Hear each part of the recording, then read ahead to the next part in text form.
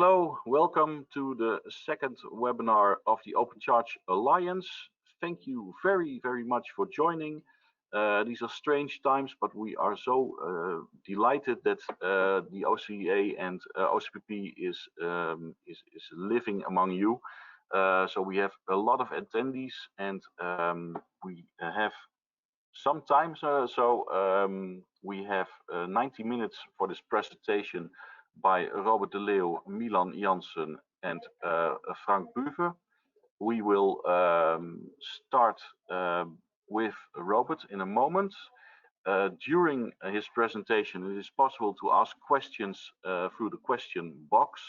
At some point in his presentation, he will answer them as good as he can. So if there are too many questions, we will select and we will answer some questions on a later date through email.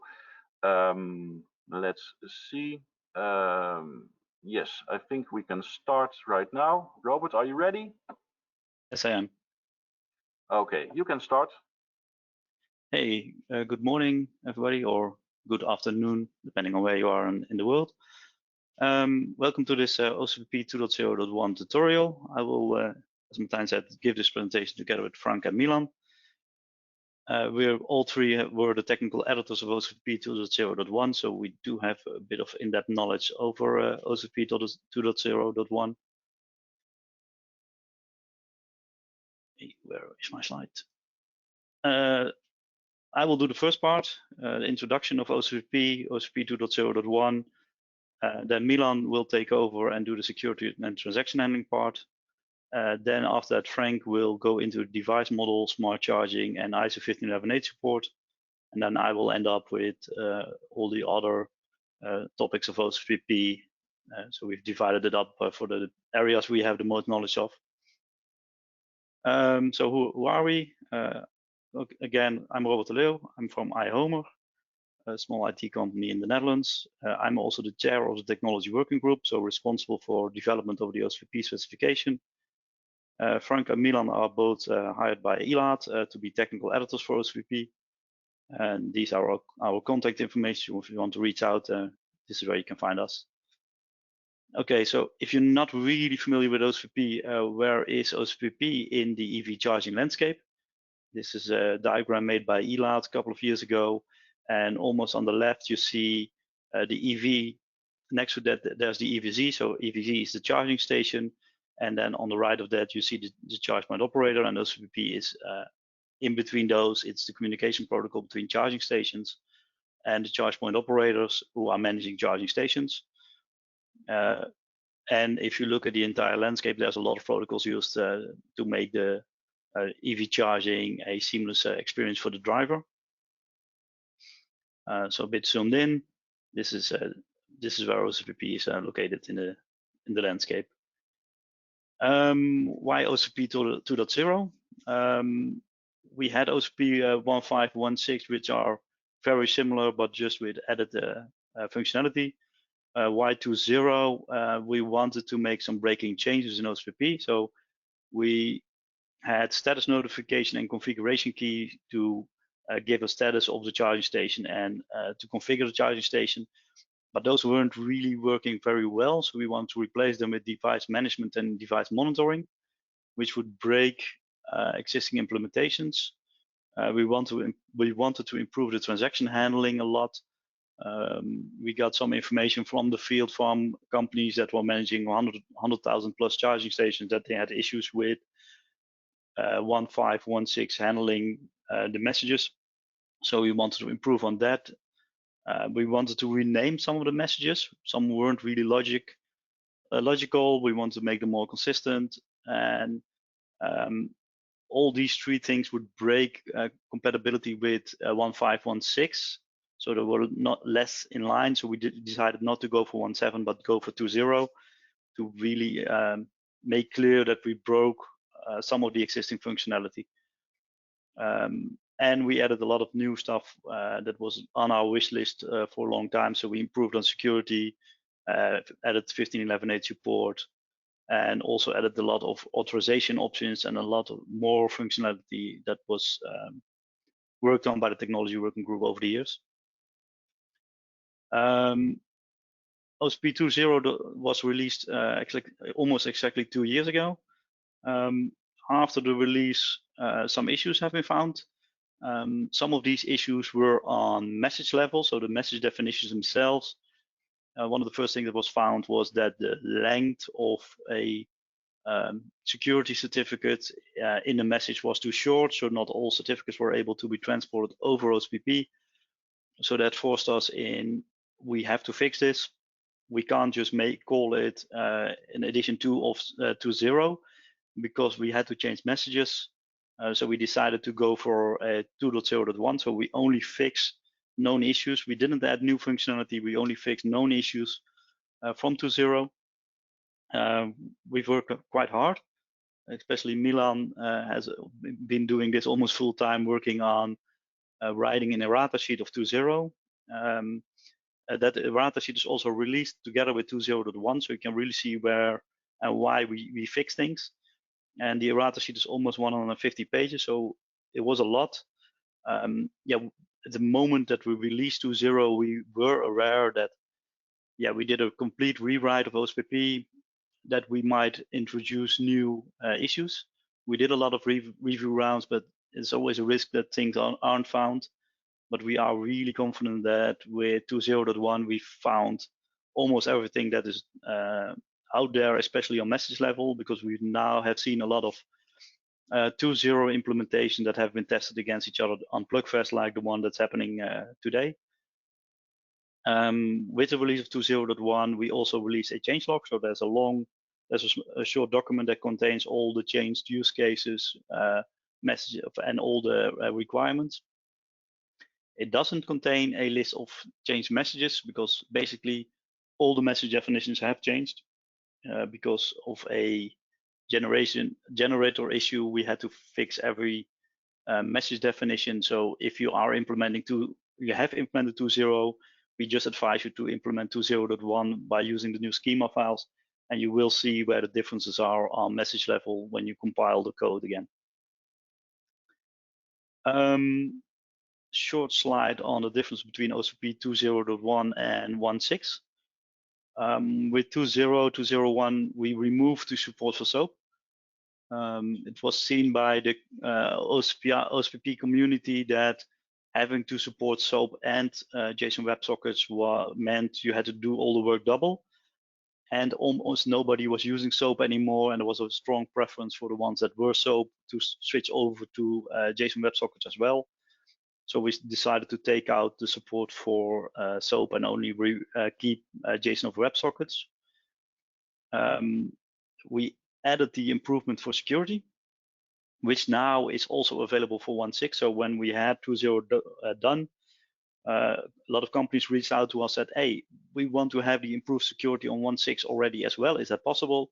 So the technology working group looked into this, created a document, which is now a white paper, which contains which messages should you add to 1.6, which use cases to have the same security as 2.0 has. With the release of 2.0.1, we also re-released this white paper again with all the fixes from 2.0.1. So if you have 1.6, you want to have a more secure version of 1.6, please download this white paper. It's on the OCA website, and also implement that. Then what's also added to 2.0.1 is the 15.11.8 support. For the people that don't know 15.11.8, it's a protocol between charging station and EV. And one of the biggest things that 15.11.8 adds to the communication between EV and charging station is plug and charge. So if you're familiar with Tesla supports, if you have a Tesla, you can drive to a Tesla fast charger, just plug in your EV, and either you charge for free, or if you have to pay for charging at a Tesla charging station, they will bill you for that charging cost. No need to take out an app or an RFID card. You can just plug in and charge. This is also supported by 15.11.8. And with 15.11.8, when the EV starts supporting this and the charging station, drivers should get the same experience as the Tesla drivers have at the charging station. So OCPP also needed to support that. Otherwise, 15.11.8 doesn't work. We need also support in OCPP. 15.11.8 supports a lot more than just plug and charge. It also supports smart charging and other functionality for additional services on top of this. And OCP tries to support all of that. When we're talking about authorization with plug and charge, OCPP started out as a protocol to use RFID for authorization. With 2.0.1, we added a lot more different ways of authorizing a driver, which one of those is 15.11.8. I will come back to that in my second part of my presentation. We added things as tariff and cost to be able to show a driver the cost of charging. We added ways of displaying messages on a display. So we extended a lot compared to 1.6. Most work, I think, in 2.0 is gone in documentation, where OCPP 1.6 is basically just 2 documents. Is the specification itself, and you have the implementation guide for WebSockets and the one for SOAP also still, so 3 documents in 1.6. We now have 7 documents. One is the introduction, is a short document just introducing 2.0. Then we have an architectural and topology document. It describes some of the new bigger blocks of functionality, but also the different topologies that OCPP now supports with 2.0 and 2.0.1. Then part 2 is the biggest document. This contains the specification itself. So if you are reading the document, this is the document most people will work with. I will go a little bit more in detail on, we also redid that a lot. Then we have part 2, which is the appendices. These are additional variables and values that belong to the specification, but it gives us the ability to re-release the appendices without having to re-release the specification. You can easily add additional stuff to OCPP without having breaking compatibility between 2.0.1 and a new version of the appendices. Part 3 are the JSON schema files. So it's a zip file with all the schema files you will need to work with OCPP. Part 4 is the JSON over WebSockets implementation guide, quite similar to the one from 1.6. We added some stuff for security and extensibility of the protocol. And then part 5 and part 6 are currently still being worked on. This is work done by the compliance working group.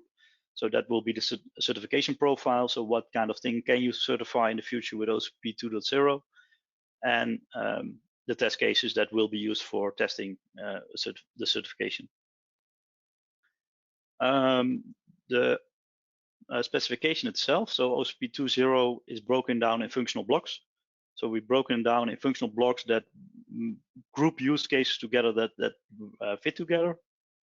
And each functional block is broken down into, it has a description, it's broken down into use cases, and each use case has an ID, description, objectives, steps. So a scenario description really defines the steps that a charging station and a central system go to when they're communicating together. It contains a really good sequence diagram. For people familiar with 1.6, we had really small sequence diagrams just saying, hey, the charging station sends a message to the CSMS and the CSMS answers with this message. Not really useful. We now have really useful sequence diagrams that really help implementers understand what the sequence of messages should be. And next to the use case, we have now numbered requirements. So if you are developing OCPP implementations, you can really look at, this is the use case, I'm going to implement this, and check in the end if you have checked all the requirements, so you know you've done a good job. 1.6 used to read like a reading book more than a strict specification. I hope this will, we hope that this way of documenting OCPP really helps on getting implementations more strict and less variance in the fields on implementations. Already discussed this a bit more in detail, the sequence diagrams and numbered requirements. So we have a numbered requirement, precondition, and a requirement definition. So really hoping that you can really make basically a list of all the requirement numbers and just mark them off what you've done. If you look for instance at the change log, we don't write out what we've changed. We just mark down which requirements have been changed, added, or removed. We won't reuse a requirement number. So if we have we remove one requirement and add a new one, we won't use the same requirement number. So if you've done an implementation based on 2.0, you know you've done a certain requirement that hasn't been changed. You don't need to recheck it again because we've reused the number, because we won't do that, because that would confuse people, we think. So we always add new numbers for new requirements and only remove requirements that are no longer needed. A bit on naming. So we had in 1.6, we would call a charging station a charge point.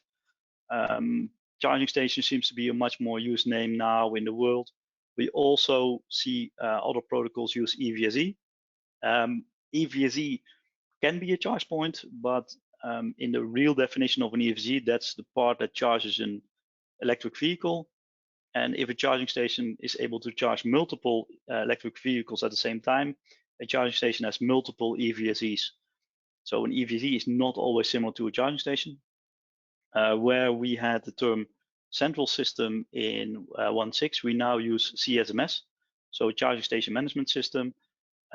We do see other people calling it the CPMS, so a charge point management system. It's all the same thing. Wherein, as we renamed charge points, the charge point operator also became a charging station operator now in 2.0.1. Messages as well. We had a convention of calling something message.rec and message.confirm, which was a bit strange to call things confirm because we always talked about response in other places of the specification. So we updated that and also used the entire word in the specification. Bear in mind, by the way, if you are implementing OCP over WebSockets, the request and response part of the name won't be sent over the line. It's just the message name itself. Then we updated a couple of messages in 2.0, which is important to know if you're implementing and have experience with 1.6. Start and stop transaction and the meter values that are transaction related are all replaced by transaction events. Same goes for status notification. Status notification was sometimes used to tell something about a transaction. Everything that's transaction related is now just one event, which makes it easier for handling everything that's transaction related. Remote start and stop were a bit confusing. Some that has been renamed to request start and stop. It's a request to the charging station to do something, not a command. You're asking it to do something. And all the configuration key messages, so change configuration and get configuration, have been replaced by the set variables, get reports, and get variables message. So all the device model messages. Frank will go more in detail on device model and device management later on. That brings me to the end of my first part of my presentation. And after this, Milan will take over.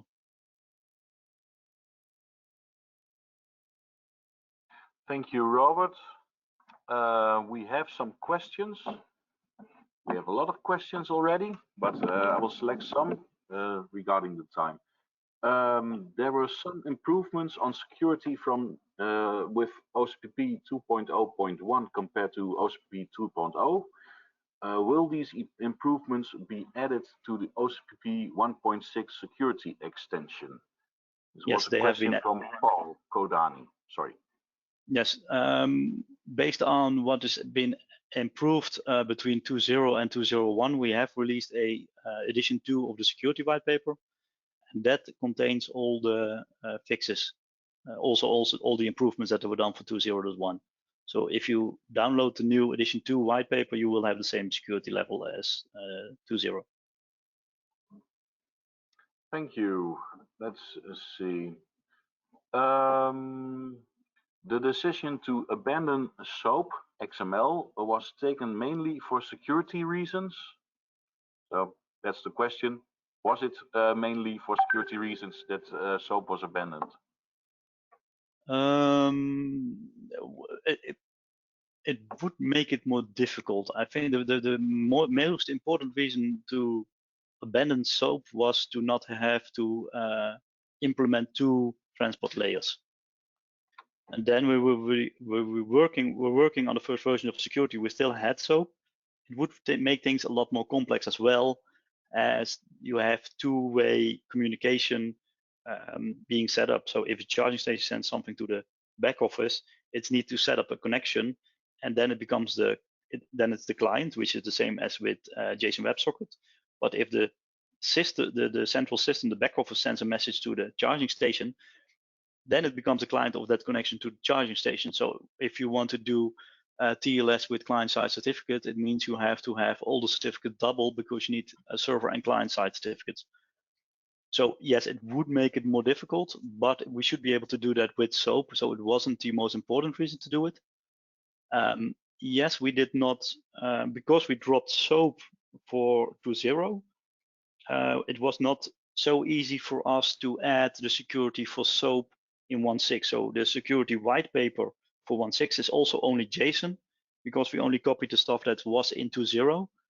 If we wanted to add the same security for SOAP in 1.6, that will mean that we needed to add all the additional stuff to make SOAP as secure as WebSocket, which is a little bit harder with the connection being set up and broken every time a message has to be sent. So we did not do that. We decided not to do all that extra work for 1.6.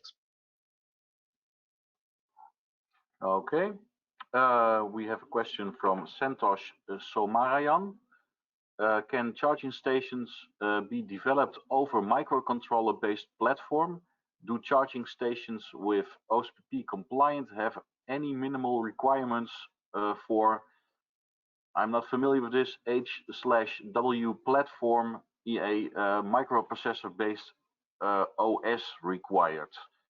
Let's see if I can break this down for you. I think I understand the questions. OCPP does not really require any minimum hardware. We don't have a requirement for an operating system, but I do know, because I've been involved in implementing software on the charging station, that having an operating system might make things a lot easier. I've been involved in a project where we did a OCPP 1.6 implementation on a PIC controller, which is really an 8-bit, we had the 16-bit version, microcontroller with really limited memory, and you are able to do an OCPP 1.6 implementation with that. I think we could have done a 2.0 implementation on a little bit bigger version of that controller. Biggest drawback of at least trying to do something like that on 2.0 for 2.0, you need a lot more memory.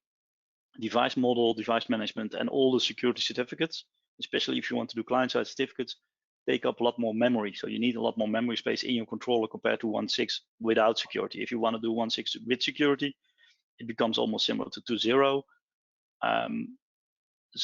But having a operating system with a lot of libraries, especially for the security part, for the HTTP connection, for the WebSocket connections, that helps a lot. If you want to do that on a pure microcontroller, you need to code a lot of stuff yourself. So yeah, try to choose your platform, your operating system wisely, so you have a lot of libraries you can reuse for developing a charging station.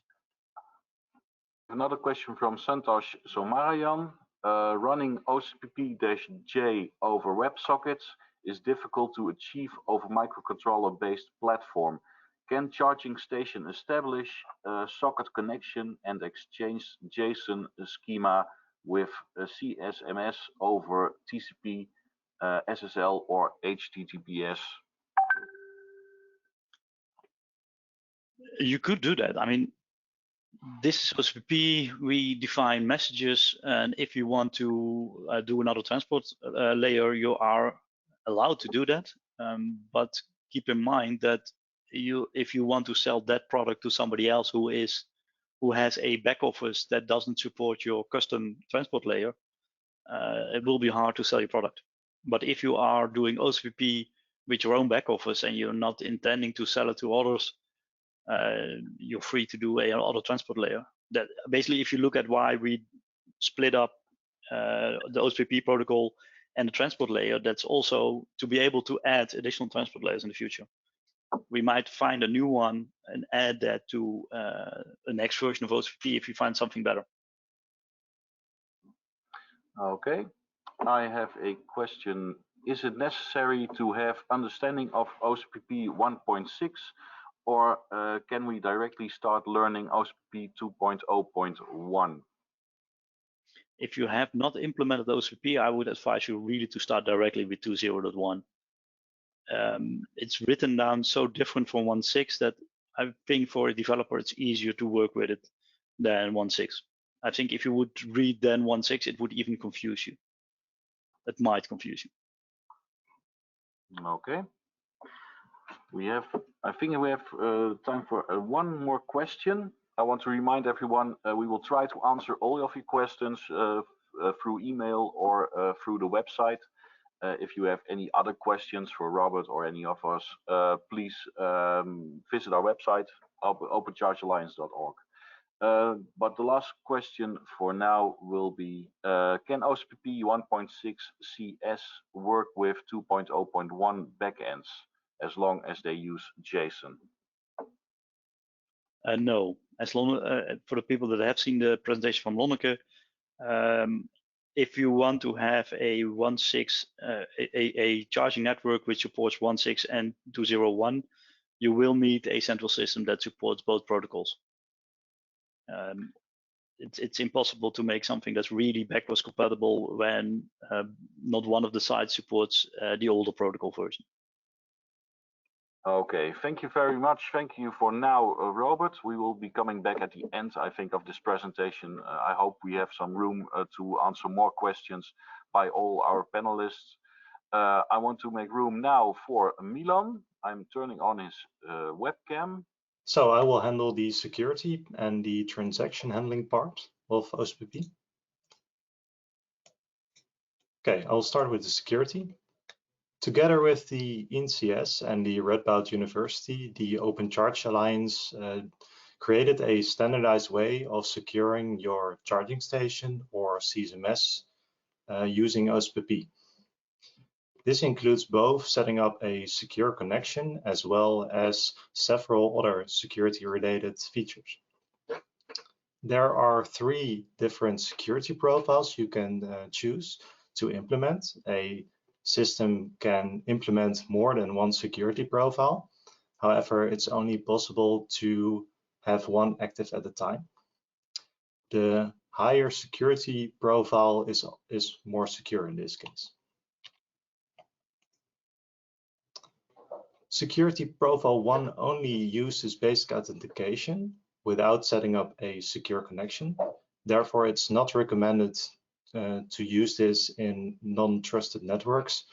It's recommended to use it in a network if there's a VPN, for example, between the CSMS and the charging station.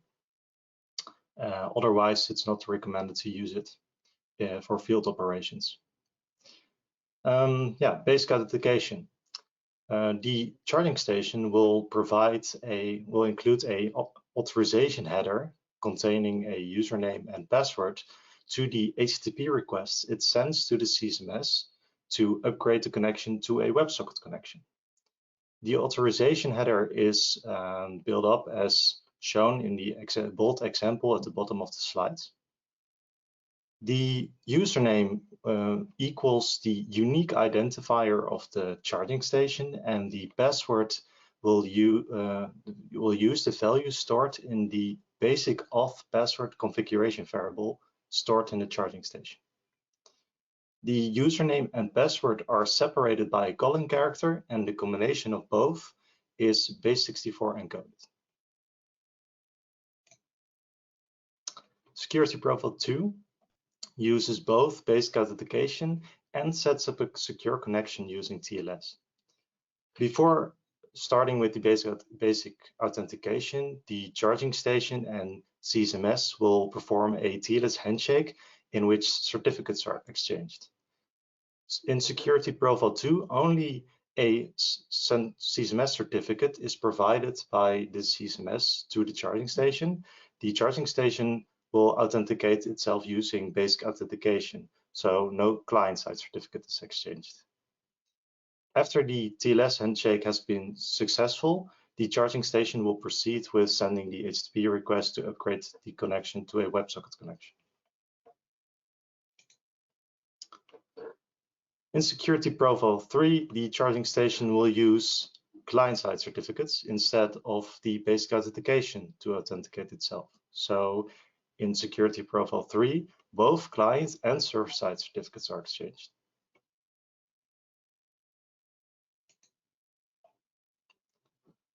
The certificates used in OCPP have some additional requirements. For example, the certificates needs to be transmitted in the X509 format, and they need to be PEM encoded.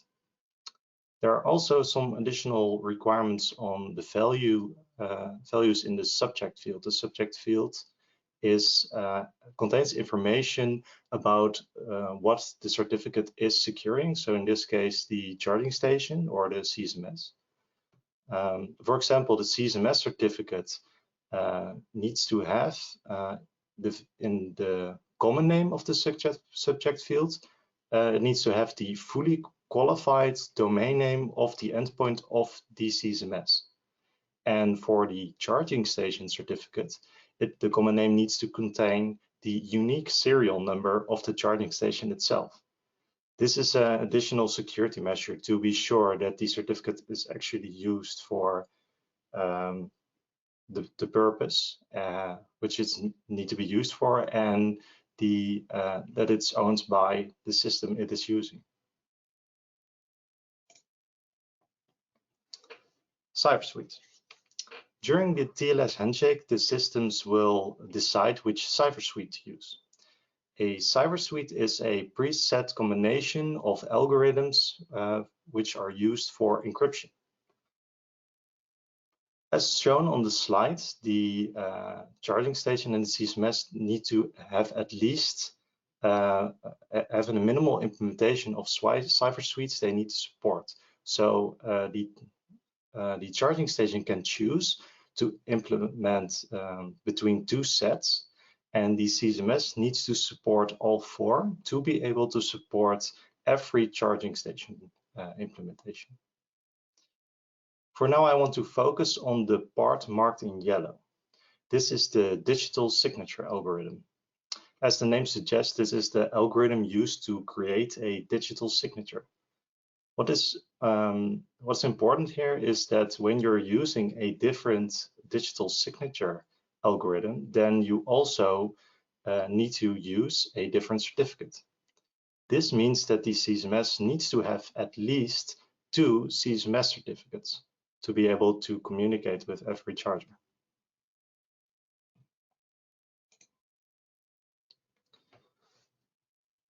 OCPP also describes some additional security functionalities after the TLS handshake is successful and the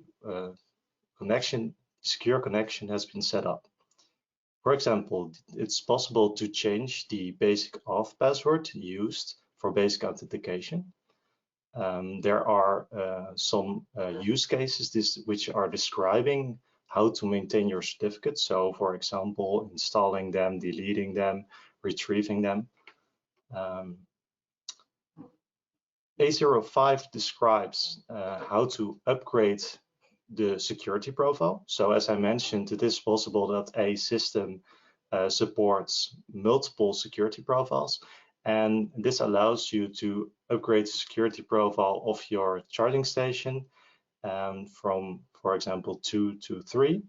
However, it's not possible to lower the security profile again using OCPP. This for security reasons. A04 describes security events. These are events logged by the charging station to the CSMS to report security events. These events can be purely informational, for example, if a charging station boots or if a new firmware has been updated. But it can also contain information about a security breach.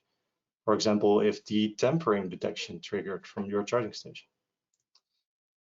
N01 describes both the diagnostics, retrieving the diagnostics of the regular loggings as well as the security loggings. The security diagnostics contain, for example, the security events which are triggered by this charging station. Finally, OCPP 2.0.1 describes a secure way to implement the existing update firmware functionality, which was also already available in OCPP 1.6.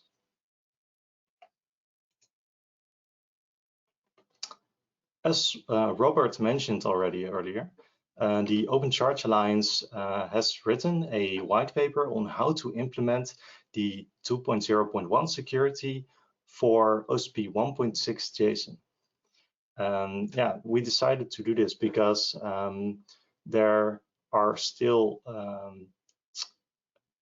a lot of OCPP 1.6 implementations in the field still, mainly JSON, and this will help people secure it, but also makes it easier to make the transition from OCPP 1.6 to OCPP 2.0.1.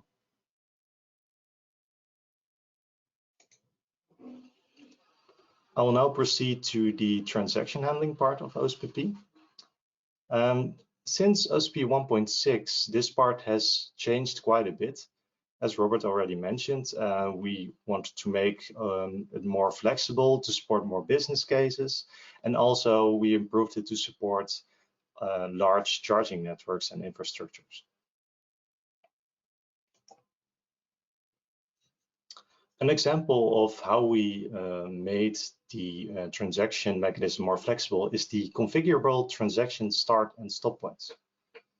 Here it can be configured when your charging station starts and stops a transaction.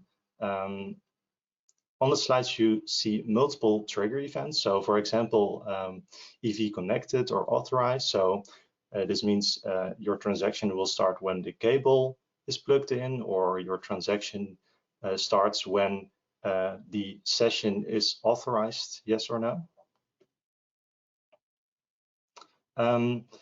It is possible to make this value read-only. This will make the transaction state machine far less complex. For example, if you would configure the value power path closed for both the start and stop points, you will have a transaction state machine, which is really similar to the one which was used for OCPP 1.6.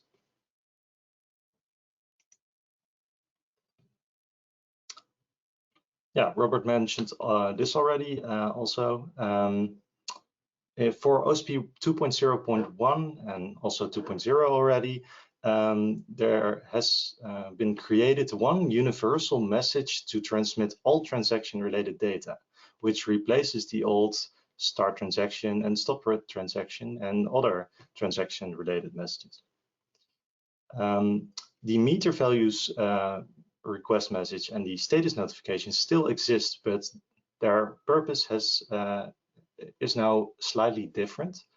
For example, the meter values request is now only used for transmitting clock-aligned data, which is not related to a transaction.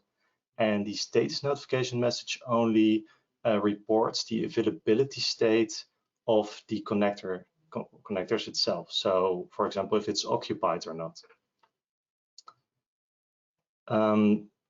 For the next version of OCPP, it's possible that these messages will be replaced by the device model functionality. But for now, we decided to keep them to make the transition to 2.0.1 easier.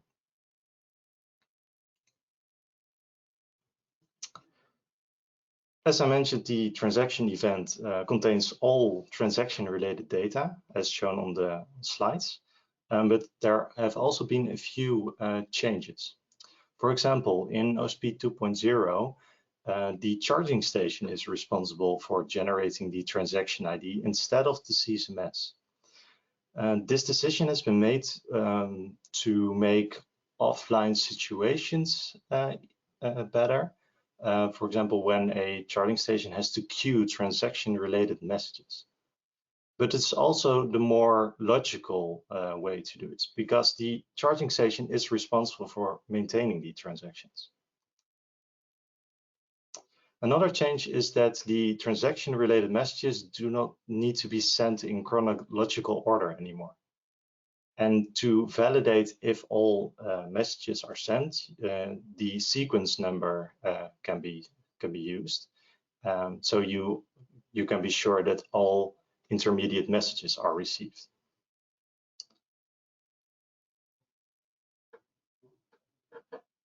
During a transaction, one transaction event will be sent with event type started and one with event type ended. This will replace the original start and stop transaction messages. All messages transaction event messages in between will have event type updated. These messages are triggered by trigger events, which are listed in the trigger reason list, which I will show on the next slide. This is a list of trigger events which trigger a transaction event to be sent. If you look, for example, at the fourth option, the charging state changed, this is a logical, a example of a trigger event which would trigger a status notification, for example, charging with status charging in OCPP 1.6. In OCPP 2.0.1, this will trigger a transaction event with charging state charging. So the charging state is reported by the transaction event message. Okay, now we will proceed to the questions. Martijn? Thank you, Milan. We have some questions already. Let's see. I don't think we can handle them all, but we will start. What would be the advantage of basic authentication if the connection is already in a trusted network?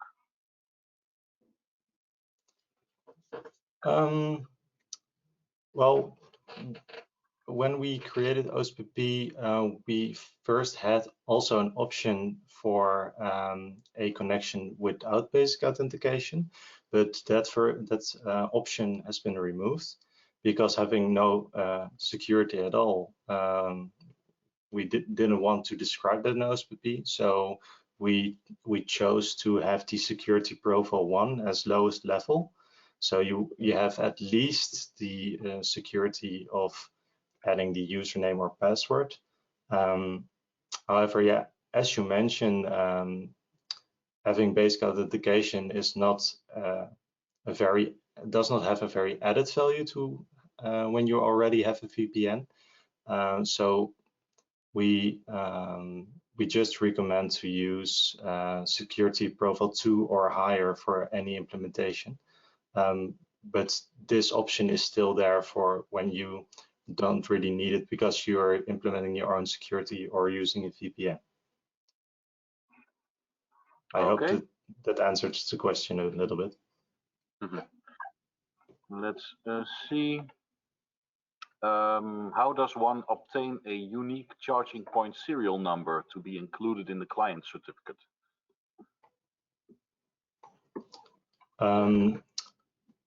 Well, the manufacturer needs to be sure that the serial numbers are unique. And how DCSMS obtains this is the charging station will send a certificate signing request to DCSMS containing also this information. Then DCSMS will send it through to the certificate authority, which will sign the certificate and give it back. And then it will be given back to the charging station. So then the charging station has its charging station certificate, which is signed by the root certificate and also contains this information. Okay, thank you. Let's see, we need to have some room for Frank. I would urge everyone to keep asking questions. We will answer them by mail or through the website. But I want to make sure that we will do this in time. So I'm going to give the presentation to Frank. So I will be explaining a bit about the device model, smart charging, and ISO 15118 support. So let's start by wishing you good morning and afternoon, depending on where you are. And I will start with some explanation of the basics of the new device model of OCPP 2.0. So first, let me start with explaining the purpose of the device model. The goal of the device model is to allow for plug-and-play installation of the charging station. So ideally, you want a charging station to be able to fully describe its layout and capabilities to the CSMS. Furthermore, the goal of the device model is to make remote management a lot more powerful. So the CSMS will then be able to read and control any component remotely. And it will also be able to allow the operator to configure remote monitoring on the charging station.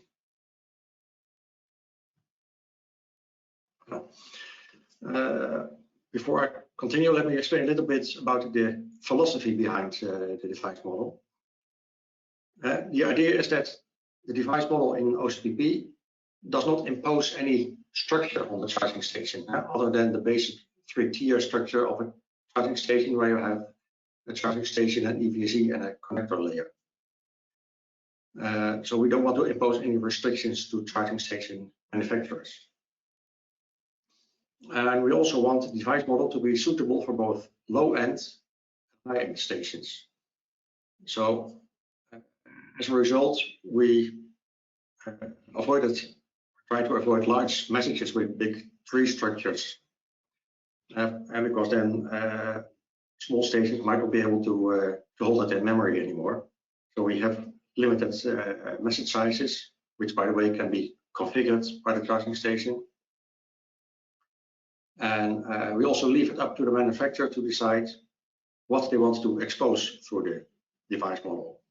So in a simple implementation, you could, for example, only expose the basics of the EVSE and connector, for example, but in a high-end, high-power charging station, for example, you might be able to expose many more components of your system so that they can be monitored remotely. So the mandatory part that has to be implemented of the device model is only that which is more or less comparable to what was already available in the 1.6 version of OCPP. So the 1.6 get configuration command with the key is now the get variables, and the change configuration of a key value is now the set variables, and the get basic report in the new device model is more or less what there used to be the get configuration in 1.6.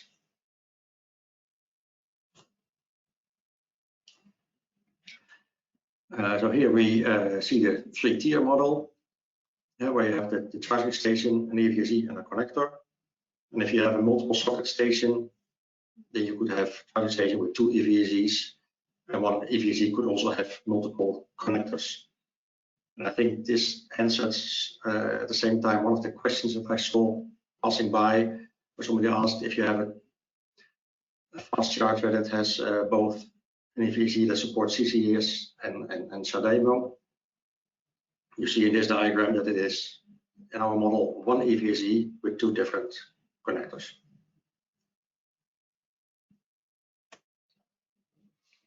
Okay, so basically, what is the device model if we talk about it? It's basically a data structure to hold components and variables with values, and a set of messages for reporting, reading and setting, and configuring it. So in the device model, we describe components that you have in the charging station, and a component has a standardized name. So we have a whole list of standardized names in the appendix of the specification, and also you try to pick one of those. And a component can either be part of a specific EVSE or a connector, or it can be part of the charging station as a whole. Also, a component can have multiple instances. For example, if you have a cooling fan, you can have more than one cooling fan in the station. So you You can have a cooling fan on the left and a cooling fan on the right, or top or bottom, or whatever. And of course, every component can have more than one variables that you can either set or report. No. Variables also have standardized names. And a variable has a data type, it has a value, and it belongs to a component. And again, it can have multiple instances. So for example, if you have a variable voltage, then it can have 3 instances for the 3 phases, for example. Also important to know is that we do not constrict you which variable can be assigned to which component. So, for example, it might be logic to have a temperature reading of a charging station if you want to remotely monitoring that. Right? So the charging station can have a variable temperature. But if you also want to report the temperature of your RFID token reader, for example, you can also do that.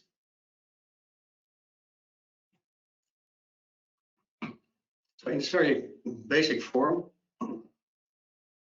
the device model has a simple structure where you say you have a component has multiple variables.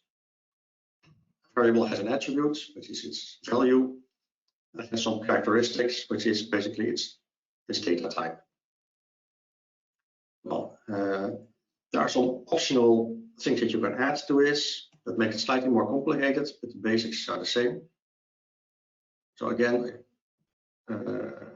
component can have an instance, because you can have more than one component of that type, and it can belong to a specific EVZ or connector.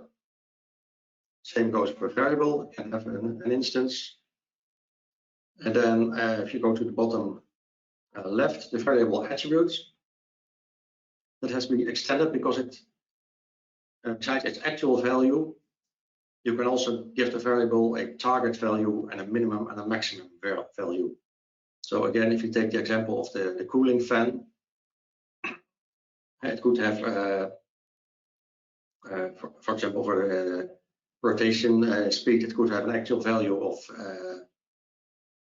1200 RPM, for example, but it could have a target value of 1300 RPM. And so you can check for components what they should be doing and what they're actually achieving at the moment. And for the variable characteristics, there are also other optional items that you can add, like the units or the minimum maximum limit of the value that it can have, or a list of values if it's more like an enumeration. And then to the right, you see the monitoring information that we can add to it. More on that later. Now, what does it look like if you have some device model settings? This is a very subset of what a device model could look like. Here we have a component, charging station, and it has 3 variables. The availability state, so it is a clear state variable, and it has the value available. It has the variable supply phases of 3. This is more like a configuration-like variable because it's not going to change during operation. And it has a temperature value with a value of 25. Then at the EVZ layer, we have the EVZ component as a whole, which has an availability state. In this case, it's occupied. The variable power, it has a max limit characteristics of 11 kilowatts, right? An 11 kilowatts EVZ. The actual power, the actual value of power for this EVZ at the moment is 3.7 kilowatts. So these are variables that are constantly changing that you can read from the central system if you want to. Then the EVZ has one connector, and for the connector component, it can report that its phase rotation is RST, and its connector type is a type 2 connector.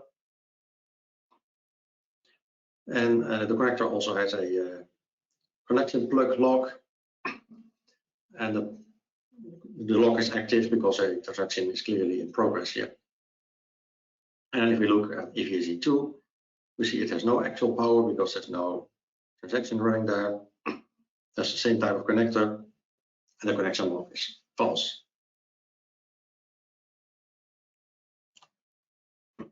Now there's also another kind of components. And the other components that we just mentioned were more like really physical components, but there are also a whole set of logical components that we call controller components. And these are usually more like software modules in your system. They control certain behavior. And so you might specify for the OCPP communication controller what the network profile is, what the heartbeat interval is. Or in this case, you see, for example, that the smart charging controller has been configured to use rate unit of watts. So it controls based on power, and it supports 24 schedules at the most, 24 periods at the most in the schedule. And the ISO 15118 controller, for example, is configured to allow contract validation when the system is offline.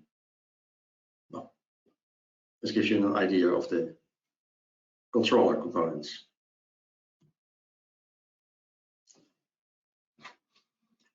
Now, in order for the device model to report its capabilities to the central system, there are 3 base reports. And normally it will be the central system that requests a base report from the charging station. And the first is what we call the configuration inventory.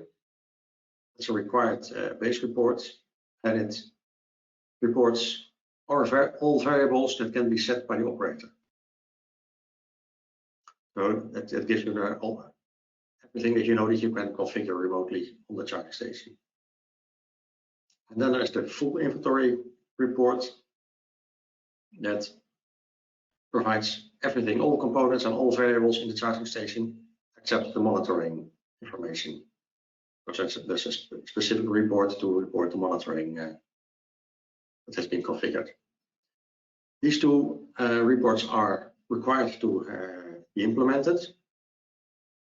But if you have a low-end implementation, they could be hard-coded or almost hard-coded, because it's probably only a few components and variables that you support in that case through the device model.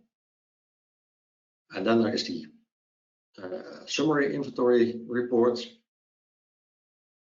and that's a subset of the full inventory. It only reports variables that are related to the current charging availability, what's occupied, what is available, and also reports any components or variables that seem to have a problem, that have the problem variable set to true. Now, if the base reports are not enough, then it's also possible to do custom reports. A custom report means that the central system asks data on a specific list of components, or maybe even also specific variables.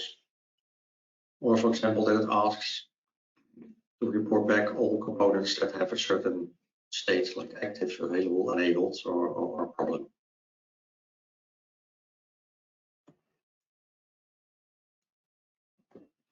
Now we come into the monitoring. A charging station by itself, the software may have some hardwired or pre-configured monitors that are always on. For safety reasons, to protect the charging station itself. And an error condition in the charging station can then be reported via a notify event message as being an event on that specific component variable. So it's just treated as if it is a configured monitor, but it doesn't have to be configured because it's already functionality that's in the charging station. And this basically replaces the old status notification request message from 1.6. Of course, the more interesting part is the custom monitoring. And now through the device model, we allow an operator to set monitoring on a component and variable combination. So you can set, for example, upper and lower thresholds on the value of the monitoring, or a delta. If it changes more than a certain value, then an event is triggered and a traffic station sends a notify event request. Or you can also define periodic or periodic clock aligned monitors. And then you can set severity level, so that you can also filter on a certain severity. So whenever a variable exceeds a threshold or a delta, or whenever the time exceeds a period, then notify event request is sent with the ID of that monitoring, so the central system knows what's going on there.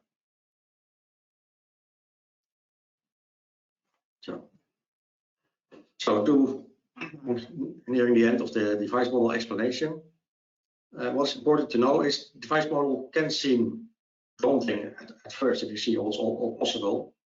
But as a charging station manufacturer, you decide what to expose through the DM, the device model. So low-end implementation can be simply that you only support a list of supported configuration variables. And if you have a high end, which will especially be of interest to fast chargers, for example, then you can fully self-describe the structure and the capabilities of allow full remote configuration and monitoring.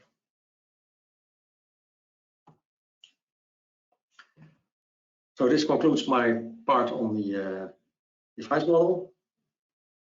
I will now continue with the part of smart charging, and at the end I will take some time to answer your questions.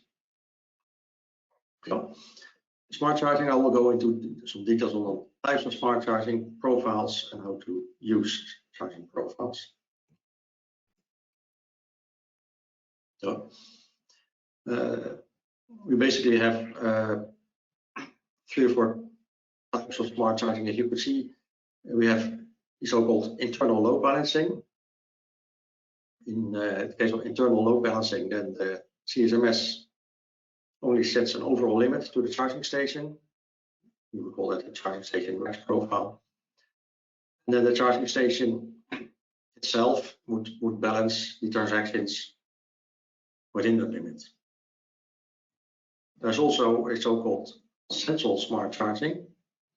In that case, it's the central system that controls the profile of the individual transactions on each charging station in order to match, for example, supply and demand or grid limitations. And that's typically done using a type of profile that we call the default profile or the transaction profile.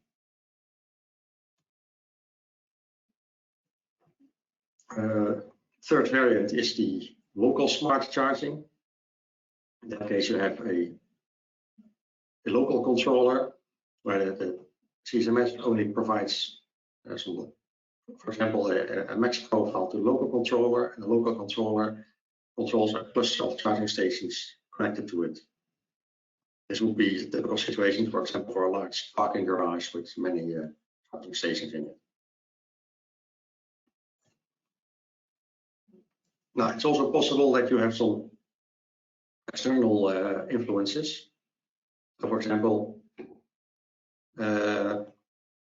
you might have an energy management system of a building that's also influencing the capacity of the charging stations. So that would be type profile that we call a charging station external constraints.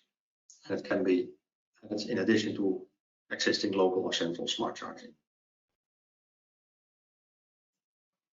Okay. Now let's take a look at what is a charging profile. A charging profile basically consists of a charging schedule, which is a list of at most 1024 intervals with a current or a power limit. and then a set of attributes which are like metadata about the charging profile. So, for example, the stack level, that has to do with priority, because you can have multiple profiles active at the same time. More on that in a minute. An attribute purpose, that tells you whether this is a default profile, transaction profile, or max for the entire charging station. The kind of profile, is it absolute for specific time or day? Is the recurring profile, for example, that recurs every day? Or is the relative profile, where the schedules are relative periods from now? Well, and the recurrency can be weekly or daily, and it can also be a validity period, because, for example, it's possible to submit a charging profile to the charging station, but say, okay, its validity starts next month. So you can upload profiles in advance, but they only become valid as of the valid from date.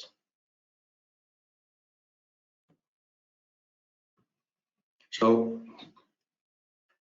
you basically have 4 types of charging profiles. You have the charging station max profile that provides an overall limit for the entire charging station over all EVSEs below it.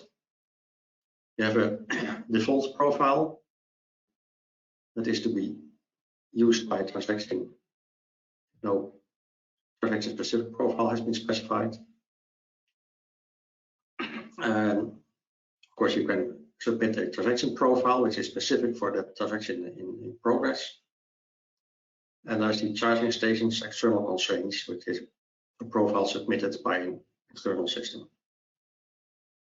So multiple types can be active at the same time, and the power or current is always limited to the lowest value imposed by any active profile at that point in time.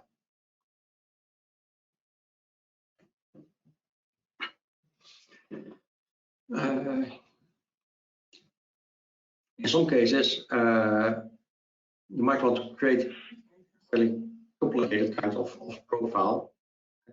For example, the case where you have a daily charging limit, where you say, okay, from 5 to 8, I want to limit charging to a maximum of 2 kilowatts. But this limit does not apply on Sundays, and it does not apply on Christmas Day. Now, if you want to do something like that, you can use stacked profiles. And because it's not practical to submit a daily profile on Monday morning, then on Sunday remove that profile, and then submit it again on Monday morning, especially if you have a large network. So the solution is to add profiles with different stack levels to describe the exceptions to the standard. So here, for those who are interested in the hardcore details, you see some examples of a stack profile. For example, we have for the example that I just mentioned. So we can define a default profile stack level 1 for the time of day limitations. And here you see the exact JSON format of what it looks like. I say, okay, at stack level 1, on the schedule from starting at 5 o'clock for a duration of 3 hours, I put on a limit of 2000 watts, 2 kilowatts. And then I can define with stack level 2 another profile that is occurring weekly. It starts at a Sunday and it returns every week, which has a duration of 24 hours and then has a high limit of all nines. So when that becomes active, and it's only active on the Sunday, it overrules stack level 1. And just to explain how you can increase with that, you could also define for Christmas Day, for example, a schedule that would only be valid in the year 2020, and that is an absolute schedule that only becomes active on the 25th of December during 24 hours, and then sets the limits very high. This gives you an idea of what's possible with stacking of profiles.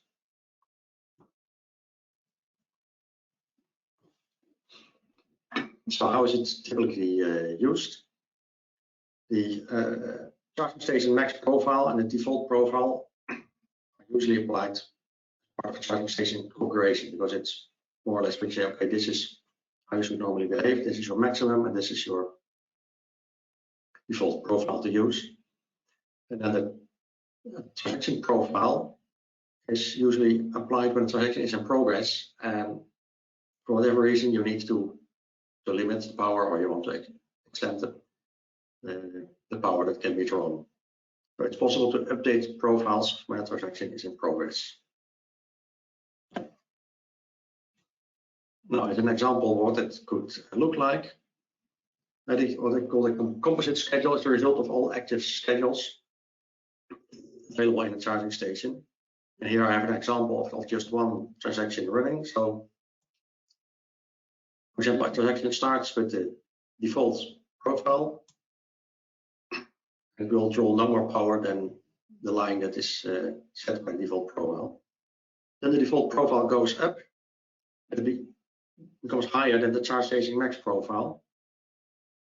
But of course, it always has to adhere to the lowest possible profile, so it stays there. Then the operator sends in a transaction profile. The transaction profile always overrules the default profile. So then the transaction follows the transaction profile. So this gives you an idea of what it could look like in practice.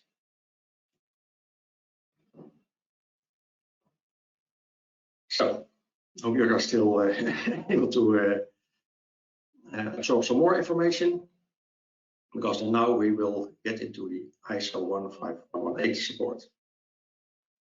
So in OCPP, we added support for plug and charge and certificate management, smart charging, and some metering with 15118.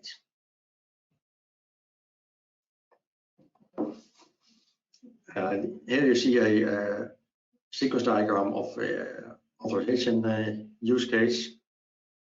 And I will not go into the details, but what you will see is that now in the authorized request, we can also send the 15118 certificate data, so that can be checked by the central system.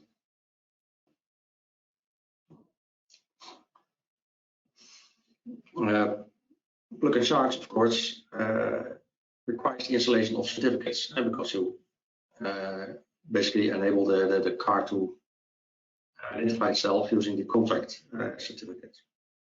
So in order to support 15118, we have added functionality to install the TLS, the vehicle to grid certificates, to support the CPS, mobile operator, and EV contract certificates. There are specific functional blocks in the specification if you want to look them up. So in a charging station, there are at least 4 types of certificates that we need to install. The V2G certificate to communicate with the 15118. You need the root certificates for the overall V2G root certificate, and optionally also a mobile operator root certificate and a certificate provisioning services certificate. And so we have the install certificate request command for that. And in the EV, an EV contract certificate needs to be installed, and an OEM certificate needs to be installed, and that one is usually already pre-installed by the OEM.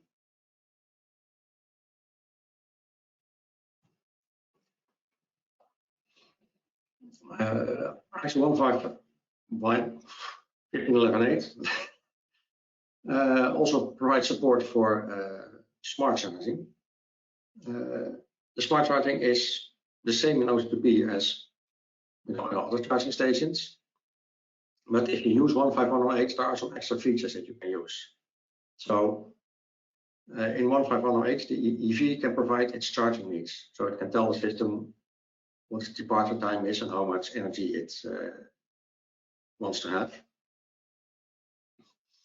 And the CMS, rather than providing one schedule, is able to provide up to 3 schedules with different tariffs. And then the EV chooses the schedule that it will use. And in addition, the EV will return its calculated schedule by the way how it thinks that it's going to do the charging. So that extends the possibility to do real accurate load balancing or smart charging on your central system. ISO 15118 will also in the near future support vehicle to grid, bidirectional power transfer. And at the moment, at the Open Charge Alliance, we have a task group working on that, and we have already created extensions to support the V2X. Extensions that will work with both 15118 and SHA-1. And yeah, these extensions will be incorporated in OCPP 2.1. Very quickly, if you see the 15118 smart charging, the vehicle request sending its charging needs, central system sending its profile, and the vehicle returning its calculated profile. And in ISO 118, it's also possible to renegotiate the profile. So either the CSMS or the EV can renegotiate it and request for a new profile. Then, finally, meter values can be changed, assigned by the EV if you use 15118. And OCPP supports the reporting back of signed meter values in the transaction event updated. So that would be the end of my part. I'll be able to answer questions. Thank you. I will open the other microphones for Milan and for Robert, so they can participate in any questions regarding this. Let's see. Milan. Let's see. We have some questions. These are very technical, so I hope I can help it.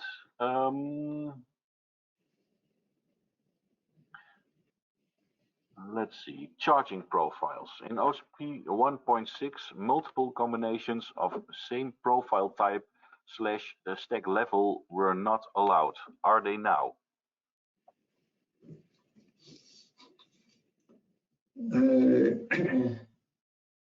You can have multiple profiles of the same type with a different stack level on one EVSE, but of course, if you're over different EVSEs, you can have multiple types of the same profile. Okay, and I have some questions for Robert or Milan. Are the timestamps always Zulu time UTC? Yes, I think we have a strong recommendation to do that. I don't think it's a hard requirement, but it's a strong recommendation to use UTC. This is machine-to-machine communication, and if you would use time zones, things would become more complex. Okay, and I have a follow-up question by Peter de Wit. With default profiles with recurrence, how do you handle daylight saving? And is having non-time zone aware charging stations an explicit choice or a 1.5, 1.6 legacy? And I don't think charging stations can be aware of time zones. Especially in 1.5, 1.6, you have to do something custom. But with 2.0, there is in device model, there are some variables for configuring time zone and time zone and at least daylight saving time configuration variables on which date that would be and what the transition would be, the amount of time the difference would be. So in 2.0, we do have some functionality for that. Yeah, and you can decide to define your your times in your model with time zone specific formats. But again, as Robert mentioned, you might make it more complicated.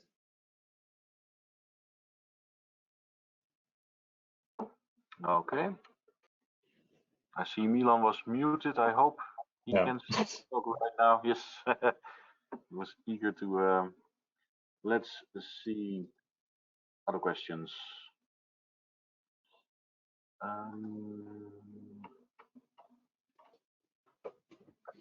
I have another daylight saving time question. How does smart charging support time zone changes, especially those who change 30 minutes or similar?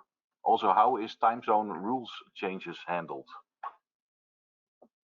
Basically, we have in the device model, there is configuration variables for which day the change is, and how much the change is. So you can really set it yourself, because indeed these rules change if you would hard code them in a charging station and some country decides to change the date of the daylight saving. That would cause issues. Yeah, and the charging station syncs its time with the central system, and as Robert mentioned, the offset and the daylight savings can be configured using the device model. Okay, thank you. Let's see, a question for Frank, I think. What messages we need to change adapt in order to have discharging from EV in vehicle to grid in OCPP 1.6 or 2.0? Yeah, we've been working on that in the vehicle to grid task group. And basically what we do is that you have to add information to the charging schedule about how much the vehicle can provide on energy. So it's not just how much it can charge, but almost also how much it can discharge. So that's the most basic that you need to add, and there's some more additions, but that's basically it. If you're a member of the Open Charge Alliance and you become a member of the Technology Working Group, you get access to the current draft proposals that are available already for implementation. Yeah, Frank is the chair of the V2G working group and is now busy collaborating with Open Charge Alliance members to write something to include in the specification later. For now, the solution that Frank just proposed is the one we recommend. Okay, let's see. We are closing in time, but first of last, Robert has another addition. So let's make Robert presenter again. I just wanted to go over a couple of other topics of OCPP, just to mention them so you know what they are and where they are for. Don't want to go into too much detail because we're running a bit out of time. One is the authorization, already mentioned in my first part. There's three things here, is that we do have different authorization options, and want to talk a bit on the authorization cache and local authorization list. So where we would have RFID only in the previous version, we now have RFID authorization. We support plug and charge. We support a charging station with a simple start and stop button. We even support charging stations that don't have an authorization option. So if you just plug in and it starts, that's also now possible by telling the back office, hey, there was no authorization done. We have support for credit and debit card. We have support for server-generated ID, so you can do a lot of integrations with parking equipment and that kind of stuff. So much more possible now with 2.0.1. The authorization cache. This is something that's already in OCPP since 1.5. This is a cache that the charging station itself manages of authorization methods that it has seen before. So if an RFID is used and it is used again the next day, then the charging station knows, hey, I've seen this one before, it's valid, let somebody start charging, and then the charging station will still ask the central system, the back office, for authorization, but because it's quite, it knows almost for sure that authorization is valid, it can start charging directly, which gives a better response, faster response at the charging station to the driver. This one is managed by the charging station. The other one is the local authorization list, which is a list of cars that's installed by the CSMS. So the back office has a way of installing a list of cars in the charging station. The charging station itself is not allowed to do anything with it, at least not allowed to make changes to the list. This is really managed by the back office. And this allows you, for example, in an office building, to install all the cars from personnel in the charging station itself directly, which means that this will work offline always. And also gives a quicker response to the drivers with known cars. So these are two lists of cars that can be developed in the charging station. Other authorization option improvements we've done with 2.0. We've done a master pass. So emergency personnel like the fire department needs to get access to a building. There's a charging station in the way. They need to tow away the EV. It's still charging. They need to stop the transaction. We developed master pass for that, so you can give out passes. If it's assigned as a master pass, it can only stop any transaction. It can't start new ones, but it can stop every transaction going on a charging station. Can be helpful for security personnel.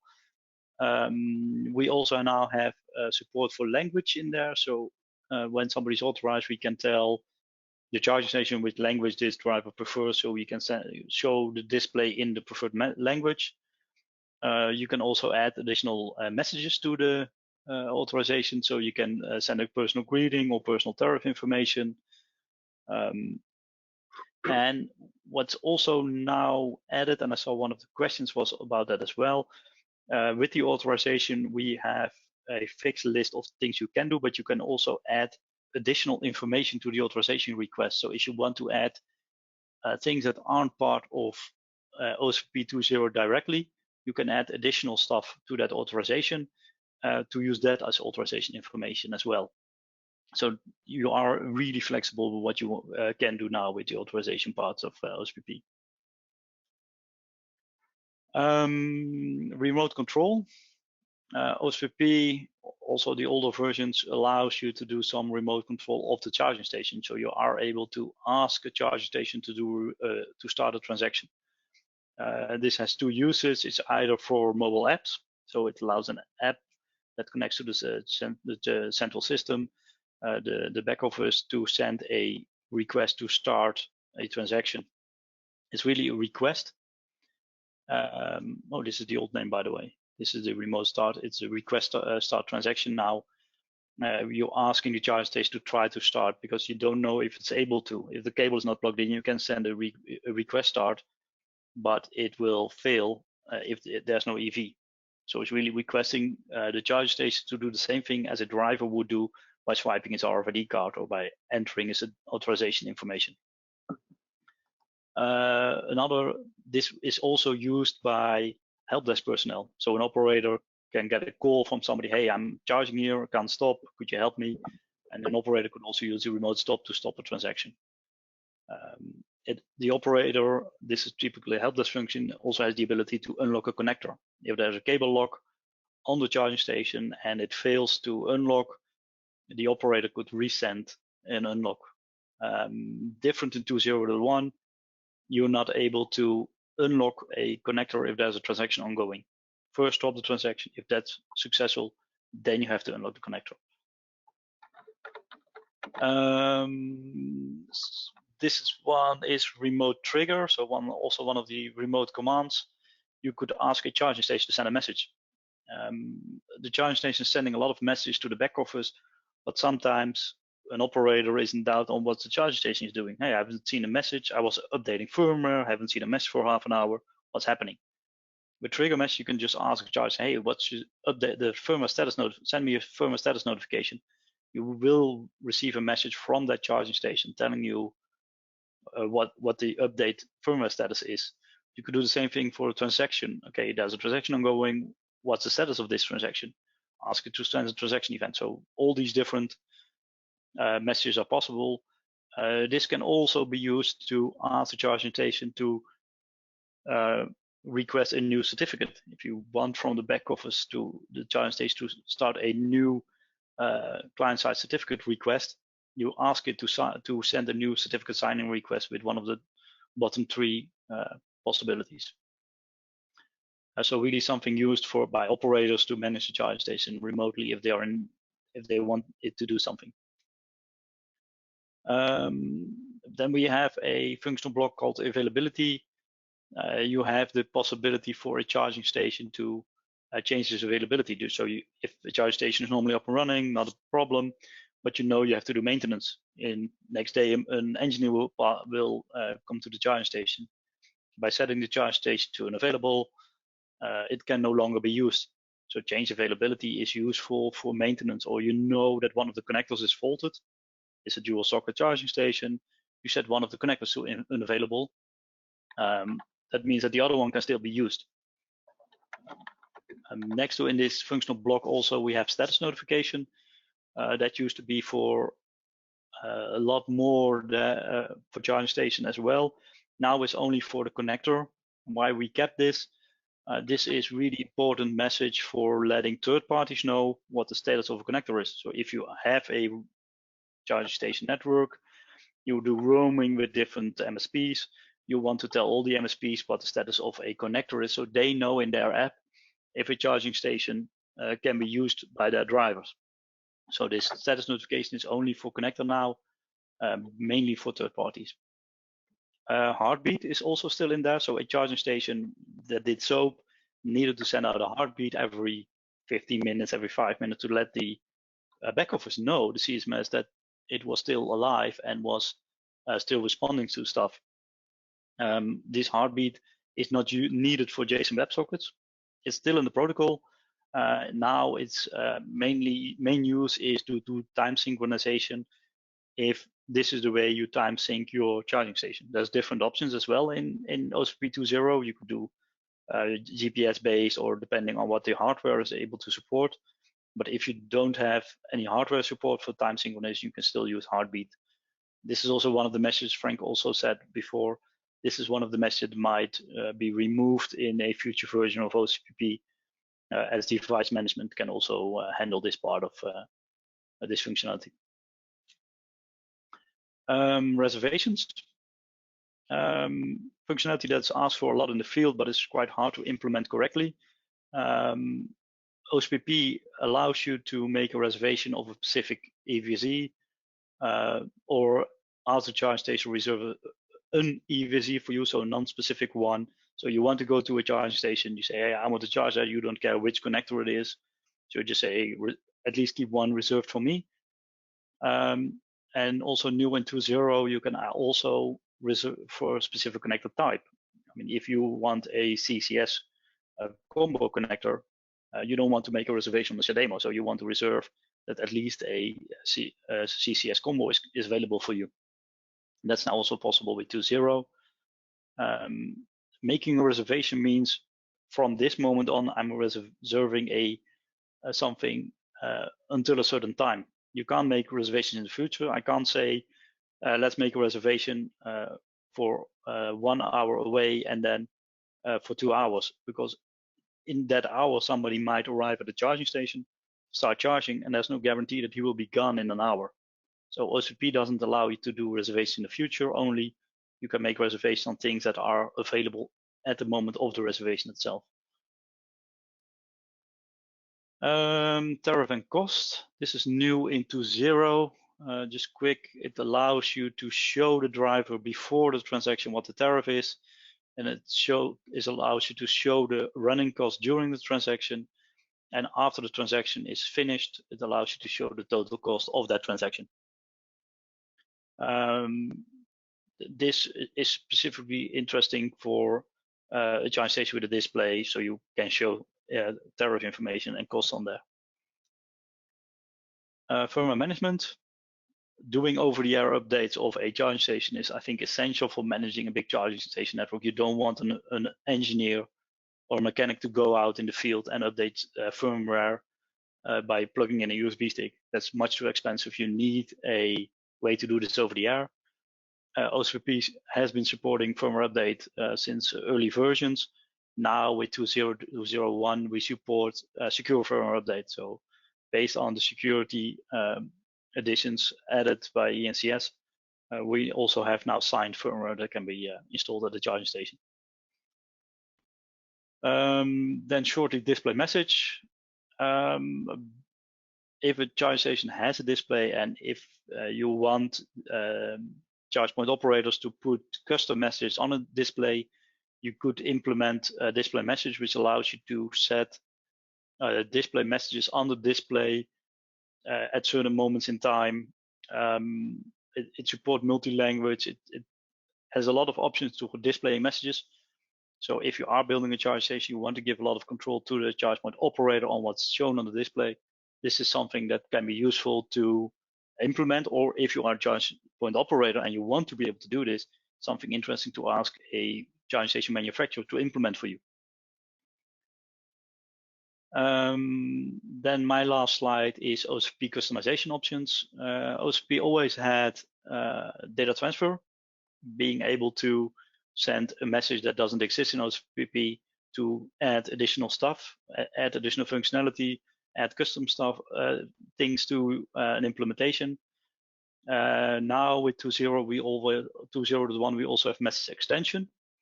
That was something that wasn't correctly implemented 2.0, which is now done correctly in 2.0.1.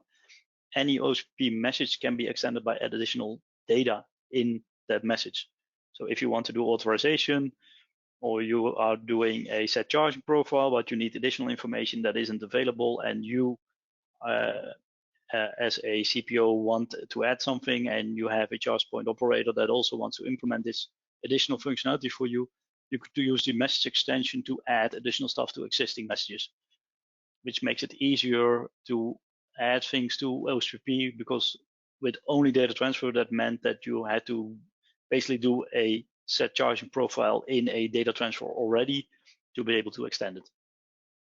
And with device model, we have a lot of extensibility options as well, as you can add unlimited amount of components, an unlimited amount of variables to components in device model, which gives you a lot possibility to turn things off, set certain variables. So also device model gives you a lot of customization options to an OCPP implementation. And that brings me to the end of to this webinar. Martijn, do we still have time for some questions, or are we really running out of time?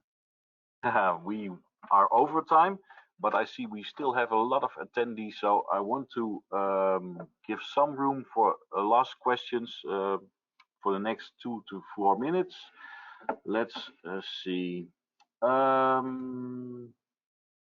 Quite technical, so I hope I'm doing it right.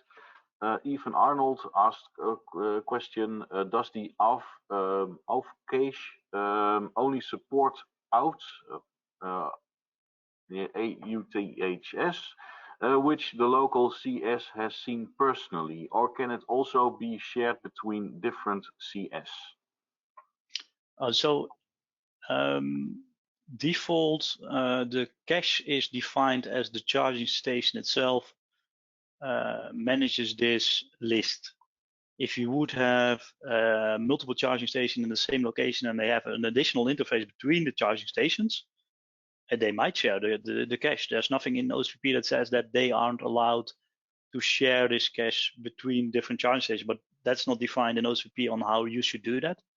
But you could build something like that, but that means an additional interface between the different charging stations. Okay. I have the following question. Is there a field in the AUF message which type of AUF medium was used, app, RFID, or plug and charge? Or how does the backend find this out? No, there is a, in the authorized, there is a authentication type field, which basically says RFID 1511A, plug and charge, or server ID, that kind of stuff. Okay.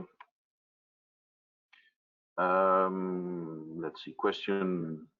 Is there specific messages addressed to a local controller? How OCPP 2.0.1 makes the difference between a charging station and a local controller? The best way of figuring out if, how does a device connect to a CSMS is they send basically boot notification, and normally you would expect some either because it's secured by certificates, or with basic auth you know which device is connecting. And if you would allow something on the network, device model allows you to figure out what something is. So a local controller would normally not report being a charging station, but if it's a charging station that combines a local control, that's also possible. But normally device model would be the way to go to figure out if something is a local controller, yes or no. But on the other hand, the local controller is basically a proxy. We didn't discuss it this much, but a local controller allows you, is a proxy in between a charging station and a CSMS, and it can group a couple of charging stations together. And if you would look in detail, the charging stations themselves connect directly to the CSMS. And if a local controller has 5 charging stations, there will be 6 connections to the CSMS, so 1 for every charging station and 1 for the local controller itself. So on the connection itself, you will see which is the local controller and which is the charging station. Okay, final question. Is there any intent to transport a signal from the car, like car will be probably burning soon, via OCPP, if the car manufacturer will provide such a signal in the future? By default, no. But if 15.11.8 or SHA-Demo or one of the other protocols between charging station and EV would start adding this, we will add something like that to OCPP. But currently we don't have anything that is able to do this, but I have to ask Frank. He's more the expert on 15.11.8. If one of the additional services of 15.11.8 could do that, then we already support that because we do support the additional services of 15.11.8. Let's see. No, at the moment, there's no such feature in 15.11.8 at this moment. The only thing is that the car can provide its charging needs, but no other exotic information. Thank you. Well, with that, I want to conclude this webinar. Thank you. I see we have still a lot of attendees who joined us for this hour and 3/4. So that's a job well done. I hope we got to inform you on this subject, and I hope we have answered most of your questions. The questions we have had and we haven't answered yet will be saved, so we will look at them and email you if we have an answer. Please check out our website and please consider joining the OCA because you may have questions, but you can also participate in the answers. Thank you. And also very much. Be able to participate in the working group, which makes it possible to contribute to the next versions of OCPP and to the compliance work. Yeah, very important indeed. Thank you very much. Thank you, Robert. Thank you, Milan. Thank you, Frank. We will be setting up webinars later this day. Thank you for now, and I hope we will be seeing each other soon in real life. Thank you very much. Thanks, everybody. Thanks for joining.